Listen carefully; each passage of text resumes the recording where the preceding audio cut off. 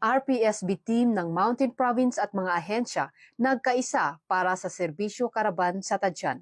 Patuloy na pinapatunayan ng Revitalized Police sa Barangay o RPSB team ng Mountain Province Police Provincial Office na walang pinipiling lugar ang tunay na serbisyo habang aktibo silang nakilahok sa Retold Community Support Program o RCSP Barangay Consultation at Serbisyong Karavan sa ilang barangay sa Tadjan Mountain Province. Nakiisa ang RPSB team kasama ang iba't ibang national at provincial agencies sa barangay ng Kayan West, Banaaw at Kagubatan Tadjan, kung saan ibinahagi ng bawat ahensya ang mga serbisyong kanilang maibibigay sa komunidad. Hinikayat naman ni Police Lieutenant Colonel Abdilon Sigalong, Chief Picado ang mga residente na makiisa at suportahan ang mga autoridad upang mapanatiling mapayapa at ligtas ang kanilang barangay laban sa insurhensiya.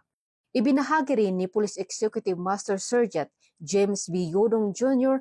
ang mga programa ng RPSB team tulad ng BPATS training para mapalakas ang kakayahan ng mga barangay first responders at ang Moving the Youth Towards Peace and Development o MYPD program na naglalayong gabayan ang mga kabataan laban sa terorismo at iligal na droga.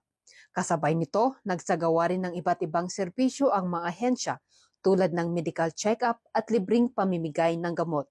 Nagbigay rin ng libreng gupit ang RPSB team kasama ang Tadjan MPS, Army F-15 at ng Philippine Army para sa mga residente.